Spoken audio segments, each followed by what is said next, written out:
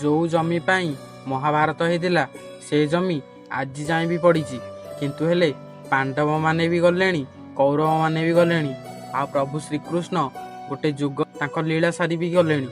ତ ଭାଇ ସମସ୍ତେ ସବୁ କାମ ନିଜ ନିଜ କାମ ସାରି ବାହୁଡ଼ି ଗଲେ, କିନ୍ତୁ ସେ ଜମି ବି ଆଜି ଯାଏଁ ପଡ଼ିଛି।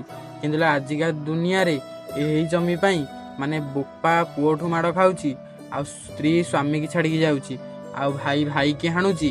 ତ କେଉଁ ପୁଅ ସେଇ ଜମି ପାଇଁ ନିଜ ବାପା ମାଆଙ୍କୁ ନେଇକି ବୃଦ୍ଧା ଆଶ୍ରମରେ ଛାଡ଼ୁଛି। କିନ୍ତୁ ଭାଇ ଯେତେବେଳେ ଉପରୁ ଟିକେଟ୍ ଆସିବନି ନା, ସେତେବେଳେ ଆମକୁ ମାନେ ଜମ ଟିକେ ବି ଟାଇମ୍ ଦେବନି କି ଆମେ ଚାରିକର ଟିକେ ଜମିରେ ବୁଲି ଆସିବା ବୋଲି। ତ ତାହେଲେ ସେଇ ଜମି ପାଇଁ ଆମେ ହଣା ମରା ହେଇ କ'ଣ ଲାଭ? ତ ନିଜ ନିଜ ସମ୍ପର୍କକୁ ସଦାବେଳେ ମାନେ ସୁଦୃଢ଼ କରି ରଖ। ଆଉ ବାପା ମାଆଙ୍କୁ ସଦାବେଳେ ପଚାର, କାହିଁକିନା ସେ ଯେହେତୁ ଆମକୁ ଏଡ଼ିଟର୍ କରିଛନ୍ତି, ତ ତାଙ୍କୁ ନେଇ ବୃଦ୍ଧା ଆଶ୍ରମ ଛାଡ଼ିବାଟା କ'ଣ ଠିକ୍ ହେଉଛି? ତ କମେଣ୍ଟ ମାଧ୍ୟମରେ ଯେଉଁଟା କହିଲି ଠିକ୍ କି ଭୁଲ କମେଣ୍ଟ ମାଧ୍ୟମରେ ନିଶ୍ଚୟ ଜଣାଇବେ। ଲାଇକ୍ କରିଦେବେ ଭିଡ଼ିଓଟା, ଆଇଡ଼ିକି ଫଲୋ କରିଦେବେ ଯଦି ନୂଆ କରି ଯାଇଛନ୍ତି।